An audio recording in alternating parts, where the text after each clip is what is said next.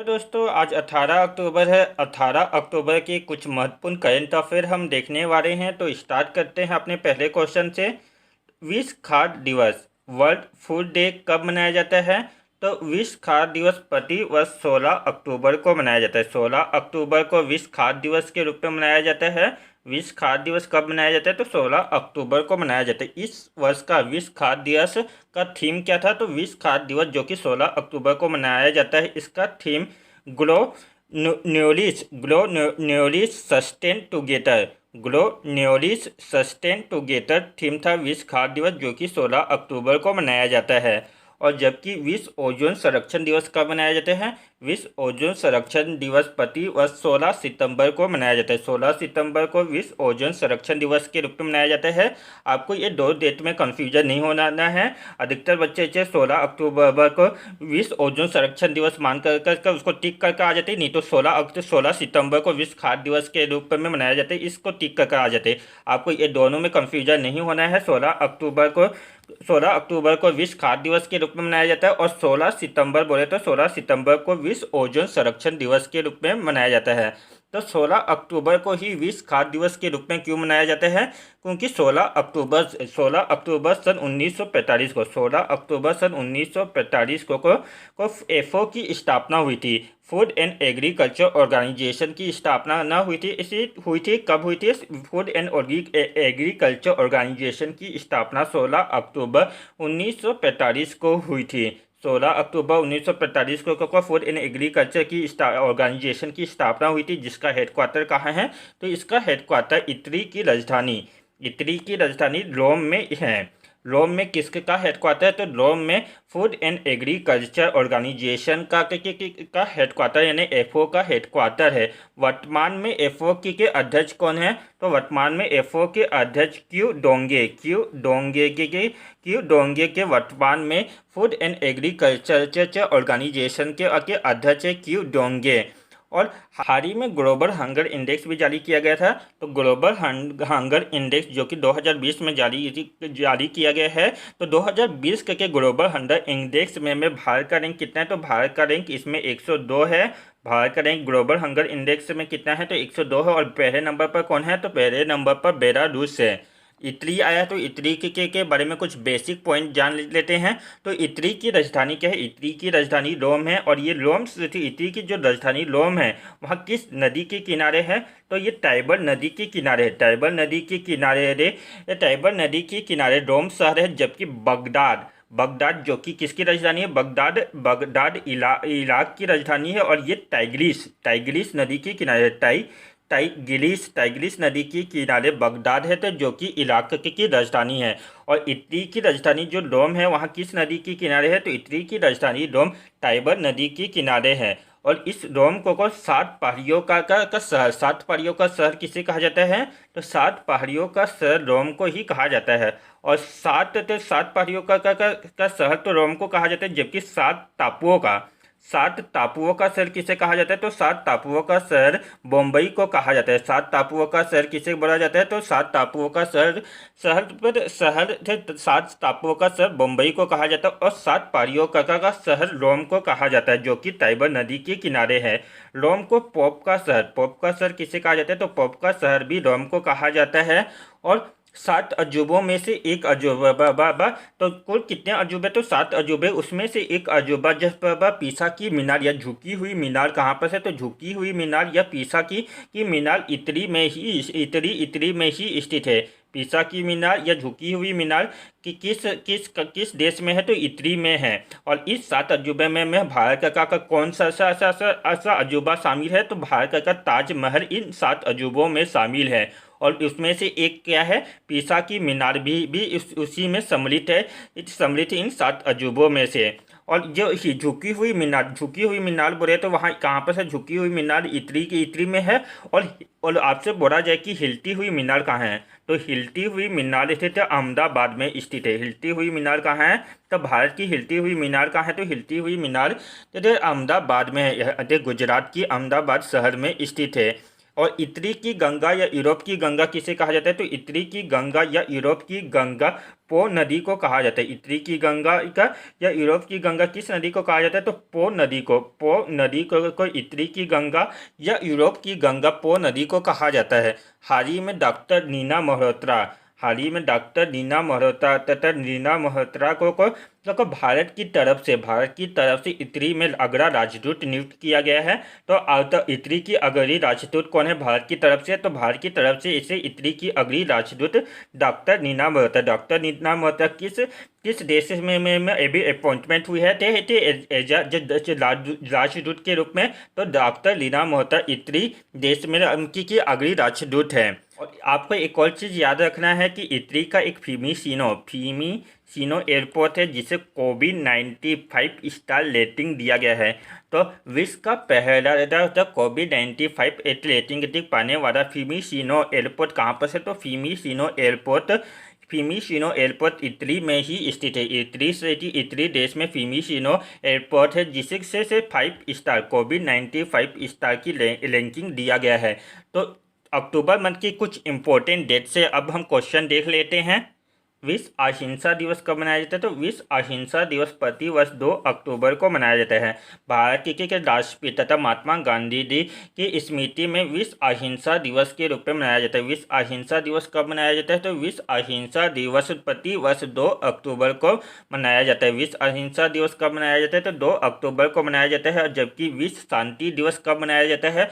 तो विश्व शांति दिवस प्रतिवर्ष 21 सितंबर को मनाया जाता है। 21 सितंबर को विश्व शांति दिवस के रूप में मनाया जाता है। जबकि विश्व शांति और अहिंसा दिवस कैसे कब मनाया जाता है? तो विश्व शांति और अहिंसा दिवस प्रतिवर्ष 31 अक्टूबर को विश्व शांति और अहिंसा दिवस उससे मनाया जाता है। आपको ये डेट में कंफ्यूजन नहीं होना है। महात्मा गांधी की जयंती कब होती है? तो महात्मा गांधी की जयंती 2 अक्टूबर को रहती है। और महात्मा गांधी की जयंती के दिन में विश्व अहिंसा दिवस के रूप में मनाया जाता है। विश्व अहिंसा डे कब मनाया जाता है? तो विश्व अहिंसा डे 2 अक्टूबर को मनाया जाता है। और विश्व शांति दिवस कब मनाया जाता है? तो विश्व शांति दिवस या वर्ल्ड पीस डे कब मनाया जाता है? तो वर्ल्ड पीस डे प्रतिवर्ष 21 सितंबर को मनाया जाता है।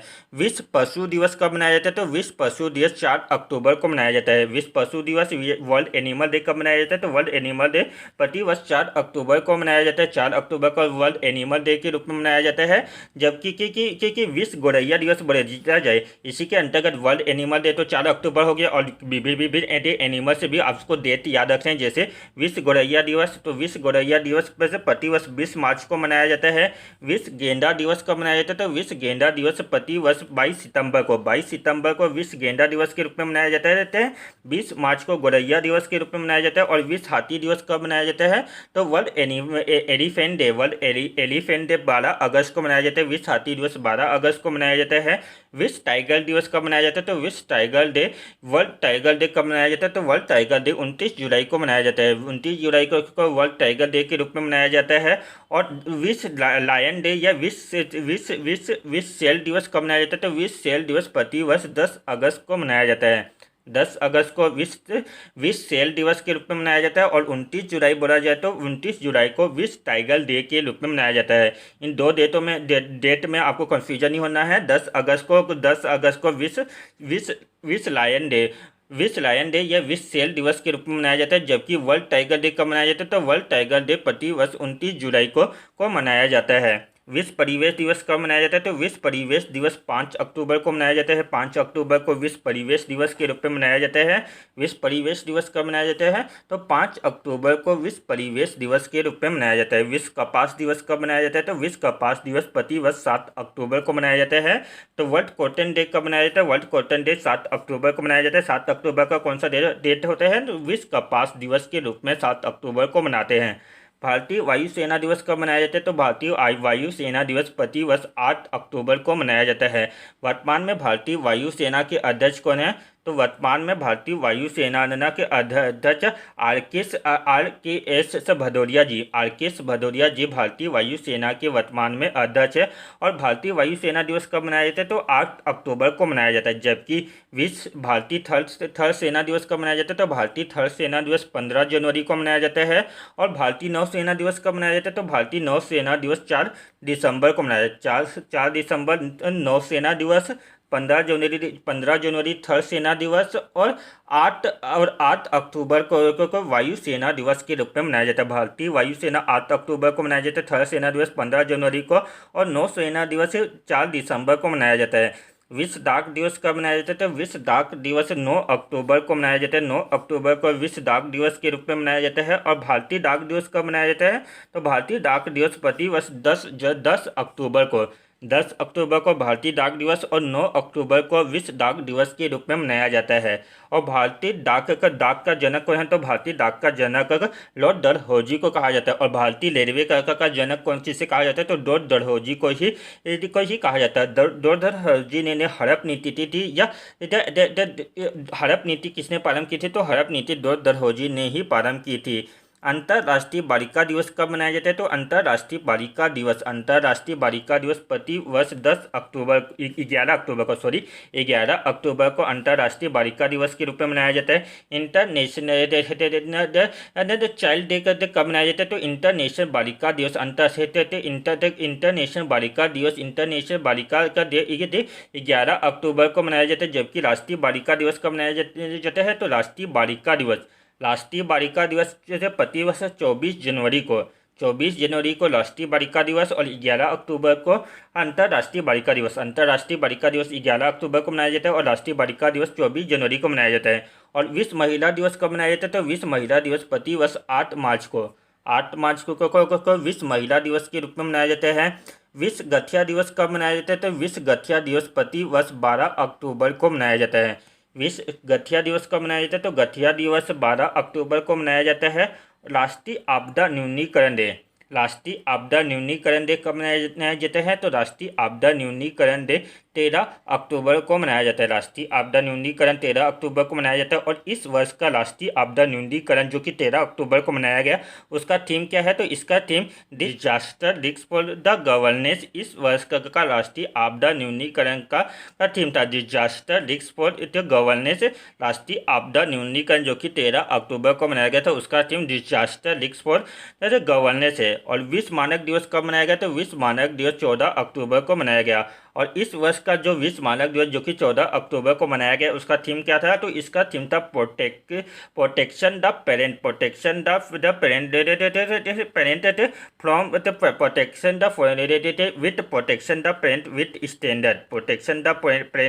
स्टैंडर्ड इस बार का विश्व मानक दिवस का थीम था। और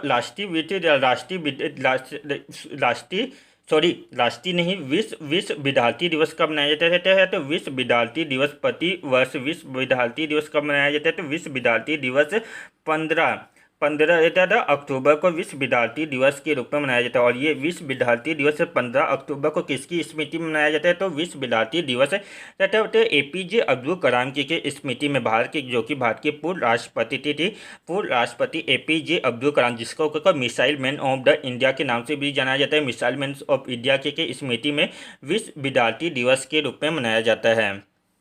अब नेक्स्ट करेंट अफेयर देखते हैं। भारत की प्रथम ऑस्कर विनर कौन है? तो भारत की जो प्रथम ऑस्कर विनर है, हाल ही में उनका निधन हो गया है। तो आपको ये याद रखें कि भारत की प्रथम ऑस्कर विनर कौन है? तो भारत की प्रथम ऑस्कर विनर भानु अथैया है। इनका हाल ही में निधन हो गया है।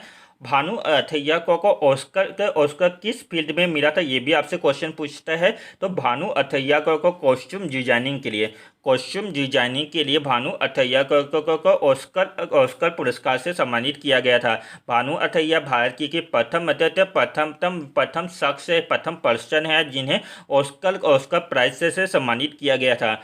और भानु अथैया को किस फील्ड में ऑस्कर पुरस्कार से सम्मानित किया गया था? तो ऑस्कर पुरस्कार कॉस्ट्यूम उनके गांधी नामक पिक्चर की कॉस्ट्यूम डिजाइन के लिए भानु अथैया को ऑस्कर पुरस्कार से सम्मानित किया गया था। तो भारत की क्रिकेट का प्रथम से आया है, तो प्रथम से एक क्वेश्चन देख लेते हैं। महिला में से तो भारत की प्रथम महिला डीजीपी, भारत की प्रथम महिला डीजीपी कौन है? तो भारत की प्रथम महिला डीजीपी कंचन चौधरी भट्टाचार्य। भारत की प्रथम महिला डीजीपी कौन है? तो याद रखिएगा डीजीपी है यहाँ पर से। तो भारत की प्रथम महिला डीजीपी कंचन चौधरी भट्टाचार्य का हाल ही में निधन हो गया है। तो भारत की प्रथम महिला डीजीपी कंचन चौधरी भट्टाचार्य है। जबकि भारत की प्रथम महिला आईपीएस, भारत की प्रथम महिला आईपीएस है। यहाँ पर याद रखिएगा, टर्मिनोलॉजी आपको याद रख रहे हैं। तो भारत की प्रथम महिला आईपीएस बोला है, तो भारत की प्रथम महिला आईपीएस किरण बेदी है। जबकि भारत की प्रथम महिला आईएएस, भारत की प्रथम महिला आईएएस अधिकारी कौन है? तो तो भारत की प्रथम महिला आईएएस अन्ना राजम मल्होत्रा, अन्ना राजम मल्होत्रा भारत की प्रथम आईएएस है। और जबकि भारत की प्रथम आईपीएस किरण बेदी जी हैं। भारत की प्रथम विदेश महिला मंत्री कौन है? तो भारत की प्रथम विदेश महिला मंत्री विजय लक्ष्मी पंडित जी भारत की प्रथम विदेश महिला मंत्री है। और भारत की प्रथम ज्ञानपीठ पुरस्कार साहित्य के क्षेत्र में दिया जाने वाला यहाँ सबसे बड़ा सम्मान है अरे भारत का। तो साहित्य के क्षेत्र में सबसे बड़ा पुरस्कार कौन है? तो ज्ञानपीठ पुरस्कार है। और ज्ञानपीठ पुरस्कार प्राप्त करने वाली प्रथम महिला कौन है? तो ज्ञानपीठ पुरस्कार प्राप्त करने वाली प्रथम महिला आशा पूर्णा देवी किस ज्ञानपीठ पुरस्कार का प्राप्त करने वाली प्रथम महिला? तो ज्ञानपीठ पुरस्कार का प्राप्त करने वाला प्रथम व्यक्ति पूछा जाए तो कौन है? तो ज्ञानपीठ पुरस्कार प्राप्त करने वाला प्रथम व्यक्ति जी शंकर कुरुप जो कि मलयालम भाषा की कवि हैं, कवि थे। तो उन्हें ज्ञानपीठ पुरस्कार से सम्मानित किया गया था। जबकि ज्ञानपीठ पुरस्कार प्राप्त करने वाली प्रथम महिला कौन है? तो आशा पूर्णा देवी है। प्रथम महिला राज्यपाल, किसी भी राज्य की प्रथम महिला राज्यपाल कौन है? तो प्रथम महिला राज्यपाल सरोजिनी नायडू जो कि उत्तर प्रदेश राज्य की राज्यपाल थी। और प्रथम महिला मुख्यमंत्री कौन है? तो भारत की प्रथम महिला मुख्यमंत्री सुचेता कृपानी ने उत्तर प्रदेश राज्य की मुख्यमंत्री बनी थी। तो भारत की प्रथम महिला मुख्यमंत्री कौन है? तो भारत की प्रथम महिला मुख्यमंत्री सुचेता कृपानी। और सरोजिनी नायडू तो भारत की प्रथम महिला राज्यपाल है। और विश्व की प्रथम महिला प्रधानमंत्री कौन है और यह किस देश की है? आप कमेंट सेक्शन में हमें बताइए।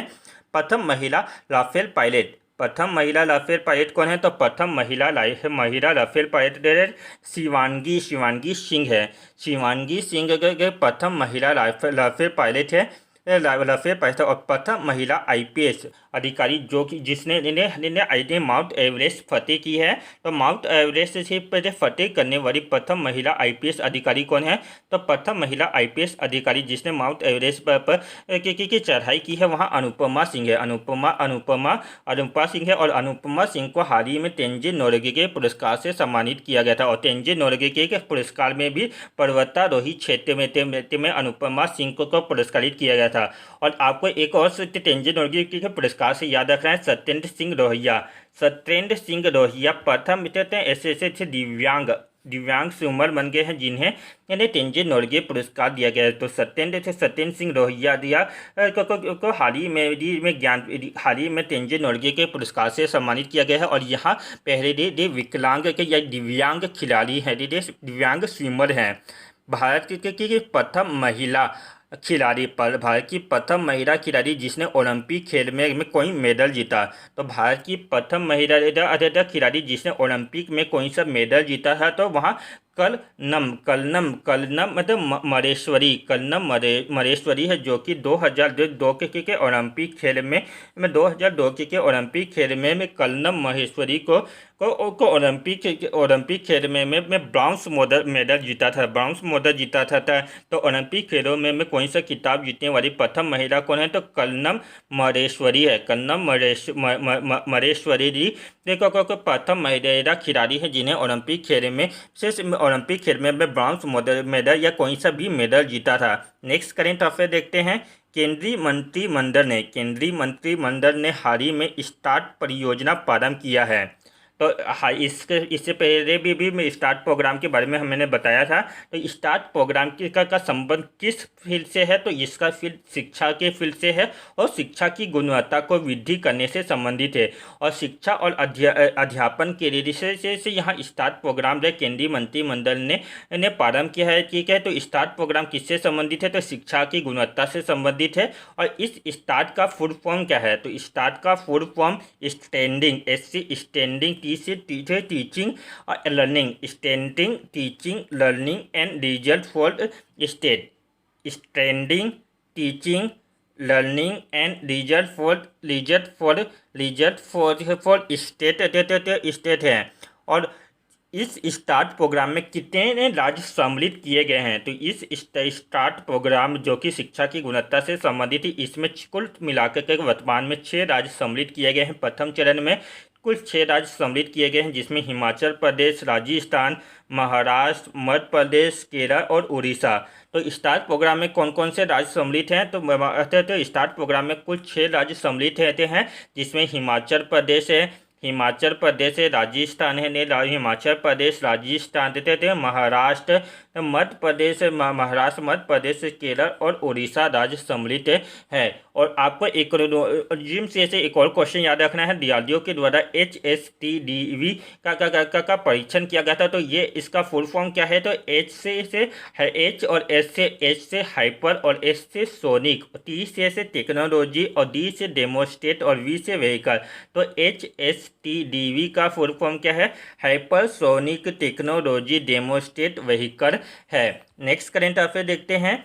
किर्गिस्तान की राजधानी क्या है, तो किर्गिस्तान की राजधानी क्या है, तो हाल ही में किर्गिस्तान किस चर्चा में है, तो किर्गिस्तान के जो वर्तमान में प्रधानमंत्री राष्ट्रपति थे, उन्होंने अपना इस्तीफा दे दिया है। इस्तीफा क्यों दिया है, तो यहाँ पर काफ़ी लंबे समय से प्रदर्शन चल रहा था, जिसके बाद वहाँ के प्रेसिडेंट ने अपना इस्तीफा दिया है। तो यहाँ प्रदर्शन किस बात पर चल रहा था, तो यहाँ का प्रदर्शन चुनाव में धांधली की वजह से चल रहा था, जिसके बाद लोगों के विरोध के प्रदर्शन के बाद किर्गिस्तान के प्रेसिडेंट ने इस्तीफा दे दिया है। आपको नाम याद नहीं रखना है कि किर्गिस्तान के किस लीडर में हाल ही में अपना त्यागपत्र दिया है। जब नए अपॉइंटमेंट होंगे, जो अपॉइंटमेंट जो रहता है वही आपको याद रखना है।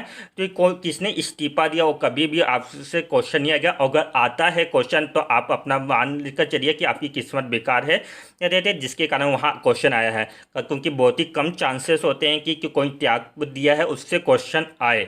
तो किर्गिस्तान की राजधानी क्या है, तो किर्गिस्तान की राजधानी क्या है, तो किर्गिस्तान की राजधानी बिश्केक है। किर्गिस्तान की राजधानी क्या है, किर्गिस्तान की राजधानी बिश्केक है। और इसकी मुद्रा क्या है, तो किर्गिस्तान की मुद्रा अर्थात सोम है। किर्गिस्तान की मुद्रा क्या है, तो किर्गिस्तान की करेंसी मुझे सोम है। और बिश्केक का किर्गिस्तान की राजधानी है। किर्गिस्तान की राजधानी क्या है, किर्गिस्तान की राजधानी बिश्केक है।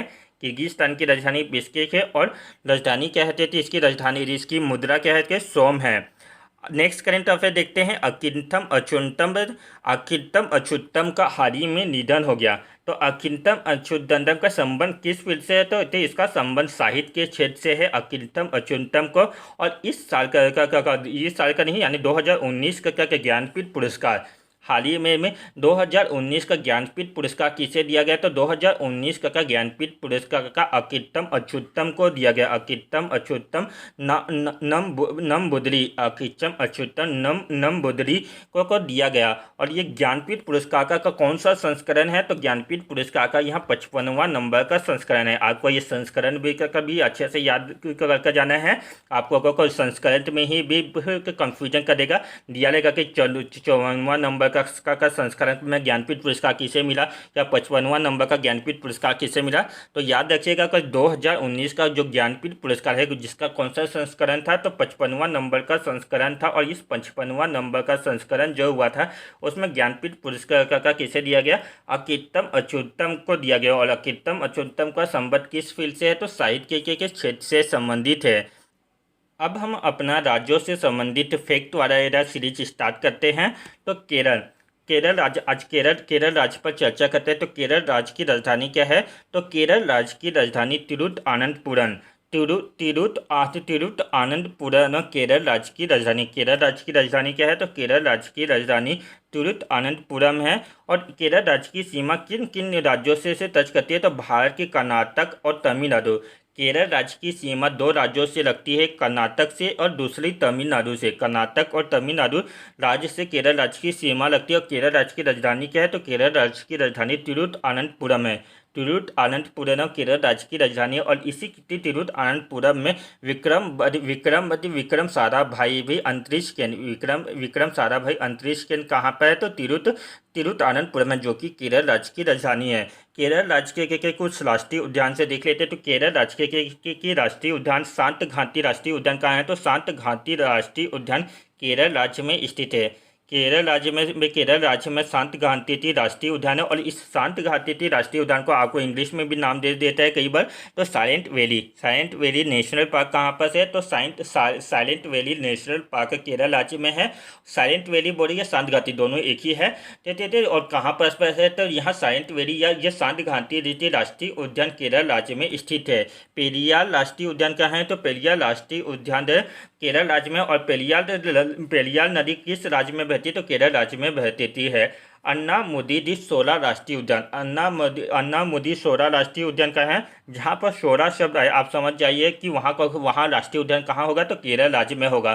तो अन्नामुदी शोला राष्ट्रीय उद्यान का है? तो अन्नामुदी शोला राष्ट्रीय उद्यान केरल राज्य में है। पंबम शोला राष्ट्रीय उद्यान का है? तो पंबम शोला राष्ट्रीय उद्यान केरल राज्य में स्थित है। मठी केतन शोला राष्ट्रीय उद्यान का है? तो मठी केतन शोला राष्ट्रीय उद्यान भी केरल राज्य में स्थित है। केरल राज्य में कौन कौन से राष्ट्रीय उद्यान है? तो साइलेंट वैली या शांत घाटी राष्ट्रीय उद्यान है, पेरियार राष्ट्रीय उद्यान है, अन्नामुदी शोला राष्ट्रीय उद्यान है, पंबम शोला राष्ट्रीय उद्यान है और मठी केतन शोला राष्ट्रीय उद्यान केरल राज्य में स्थित है। दक्षिण भारत की सबसे ऊंची चोटी। दक्षिण भारत की सबसे ऊंची चोटी कौन है? तो दक्षिण भारत की सबसे ऊंची चोटी अन्नामुदी दक्षिण भारत की सबसे ऊंची चोटी। जबकि अन्नामुदी शोला राष्ट्रीय उद्यान किस राज्य में है? तो केरल राज्य में है। दक्षिण भारत की सबसे ऊंची चोटी कौन है? तो दक्षिण भारत की सबसे ऊंची चोटी अन्नामुदी में है। और किस राज्य में है? तो केरल राज्य में है।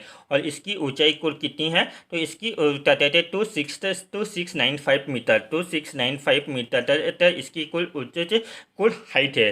तो अन्नामुदी दक्षिण भारत की सबसे ऊंची चोटी जिसकी की हाइट 2695 मीटर है। और केरल राज्य के कुछ प्रसिद्ध मंदिर से क्वेश्चन देख लेते हैं। तो केरल राज्य में सबरीमाला मंदिर किस राज्य में? तो सबरीमाला मंदिर केरल राज्य में स्थित है। और यहाँ सबरीमाला में किसकी मूर्ति है? तो भगवान अयप्पा की मूर्ति है। वैसे सबरीमाला मंदिर में किसकी मूर्ति है? तो मिलती है या किस देवता कौन सा देश से कौन से भगवान विराजित हैं तो सबरीमाला मंदिर में? तो सबरीमाला मंदिर में भगवान अयप्पा स्वामी की मूर्ति है। और यहाँ सबरीमाला मंदिर तो केरल राज्य में है। और ये केरल राज्य में एक प्राचीनतम मंदिर भी है, पद्मनाभ स्वामी मंदिर किस राज्य में है? तो केरल राज्य में ही स्थित है। पद्मनाभ स्वामी मंदिर केरल राज्य में है। सबरीमाला मंदिर केरल राज्य में स्थित है। और एर्नाकुलम जो कि केरल राज्य का एक शहर है। और इसी एर्नाकुलम में आदि शंकराचार्य श्री शंकराचार्य का आदि शंकराचार्य का जन्म स्थली है। आदि शंकराचार्य की जन्म स्थली कहाँ है? तो श्री शंकराचार्य की जन्म स्थली केरल के एर्नाकुलम में है। केरल के एर्नाकुलम में शंकराचार्य के और शंकराचार्य के किसके जनक है? तो शंकराचार्य शुद्धिवाद के जनक माने जाते हैं। शुद्धिवाद का जनक कौन है? तो शुद्धिवाद का जनक का शंकराचार्य है। और इनके द्वारा कौन सा वेद दिया गया था? तो अद्वैतवाद का सिद्धांत किसके द्वारा दिया गया था? तो अद्वैतवाद का सिद्धांत श्री शंकराचार्य के द्वारा दिया गया था। श्री शंकराचार्य के द्वारा अद्वैतवाद दिया गया है। और अद्वैतवाद किस पर विश्वास करता है? तो ज्ञान पर विश्वास करता है। अद्वैतवाद किस पर विश्वास करता है? तो ज्ञान पर। ज्ञान ही सर्वोच्च है। और ईश्वर तक पहुँचने का मार्ग क्या है? तो ईश्वर तक पहुँचने का मार्ग केवल और केवल ज्ञान है। यहाँ शंकराचार्य का अद्वैतवाद का सिद्धांत था।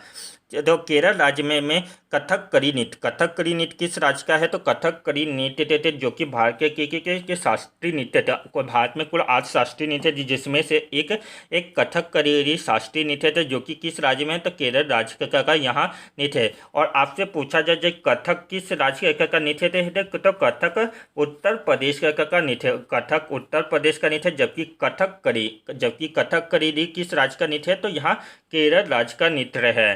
केरल राज्य का नृत्य कथकली। और आपको को एक और चीज में कंफ्यूजन होते थे कि अधिकतर बच्चे कुचिपुड़ी किस राज्य का नृत्य है? तो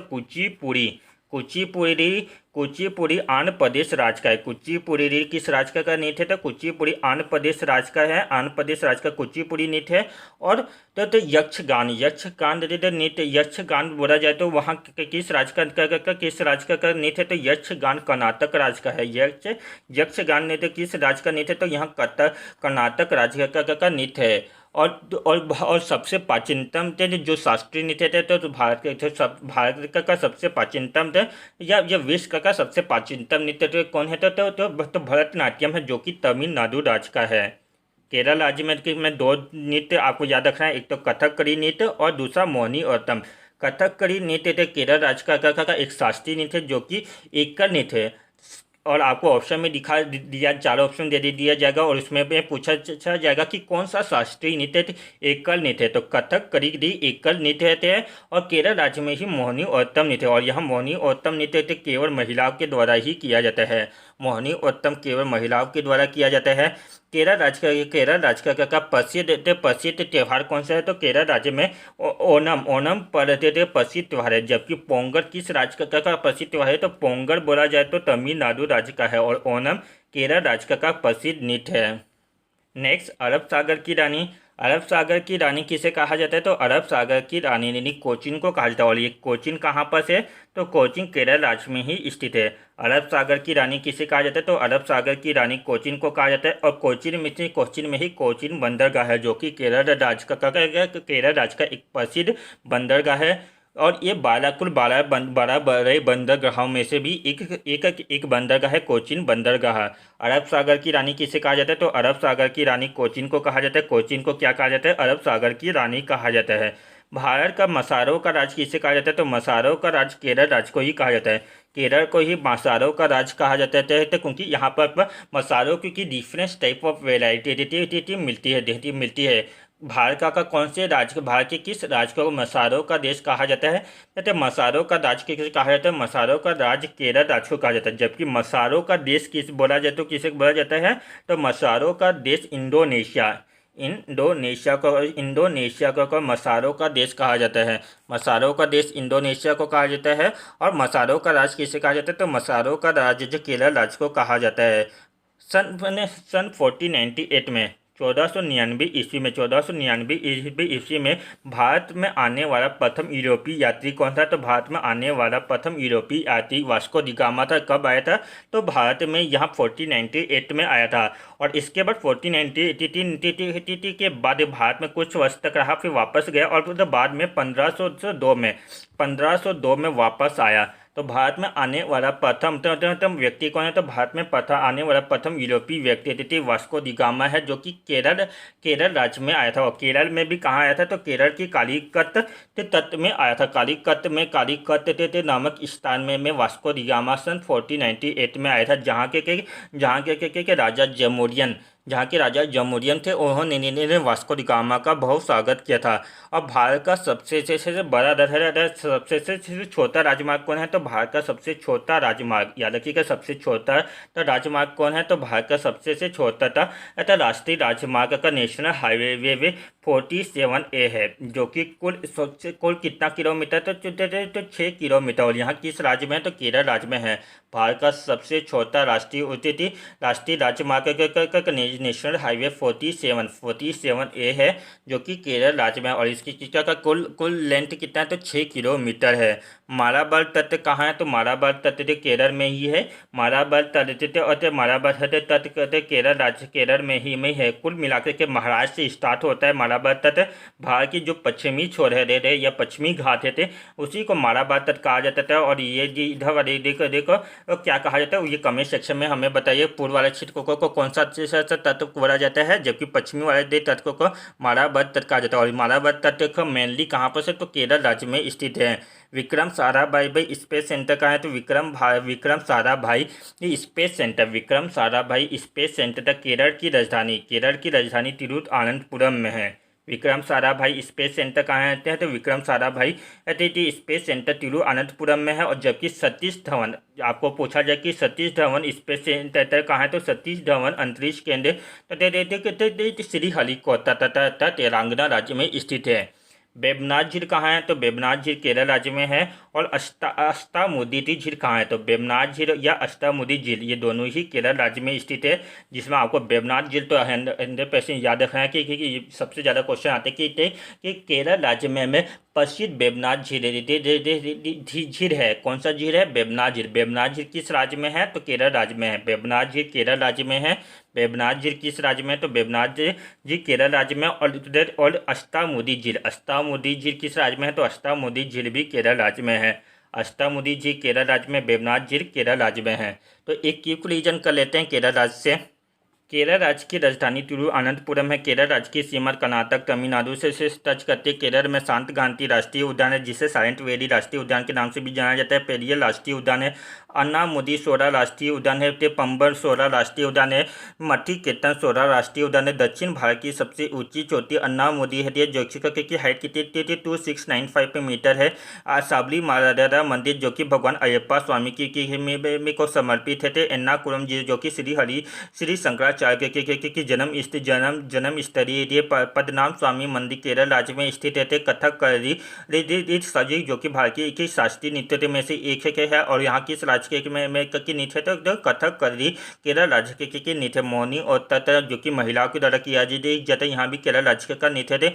ओणम त्योहार केरल राज्य में मनाया जाता है। अरब सागर की रानी कोचिन को कहा जाता है। मसारो का राज्य केरल राज्य को केरल को कहा जाता है। 1498 में वास्को डी गामा जो कि यूरोप से आने वाला प्रथम यात्री था। वास्को डी गामा जो कि केरल के कालीकट में आया था। भारत का सबसे छोटा राजमार्ग नेशनल हाईवे 47A है, जो कि कुल 6 किलोमीटर लंबा। मालाबार केरल राज्य में। विक्रम साराभाई स्पेस सेंटर तिरुवनंतपुरम में है। वेबनाथ झील और अष्टामुदी झील ये दोनों ही केरल राज्य में स्थित है। आज के लिए इतना ही।